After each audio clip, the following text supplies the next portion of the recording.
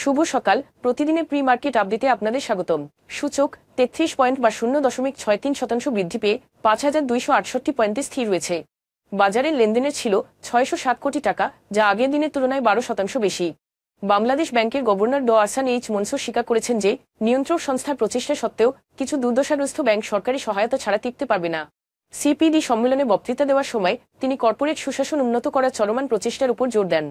ক্রমবর্ধমান খেলাপি ঋণ এবং আর্থিক চাপের কারণে ব্যাংকগুলির অনিচ্ছা সত্ত্বেও কেন্দ্রীয় ব্যাংকে বেলআউট নীতি সহায়তা কমিটি শীঘ্রই বাণিজ্যিক ব্যাংকের প্রধান নির্বাহী কর্মকর্তাদের সাথে সাক্ষাৎ করবে, যাতে ইচ্ছাকৃতভাবে খেলাপি না হওয়া ব্যক্তিদের জন্য ঋণ পুনঃতফসিল করতে উৎসাহিত করা যায়।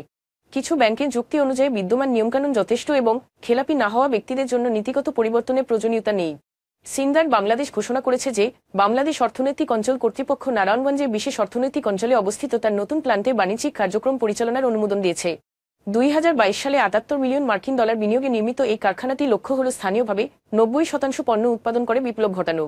ঢাকা এবং সাভার কারখানায় দক্ষতা বাড়ানো এবং নিয়ন্ত্রক সংস্থার কমপ্লায়েন্স নিশ্চিত করার জন্য লেজার প্রিন্টার ইনস্টল করতে 2,490 লাখ টাকা বিনিয়োগ করবে ব্রিটিশ আমেরিকান টোবাকো।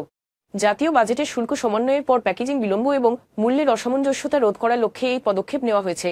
এখন এ পর্যন্তই। বিকেলে আবারও আসছি ডেইলি মার্কেট আপডেট নিয়ে। সে পর্যন্ত আমাদের সঙ্গেই থাকুন। ধন্যবাদ।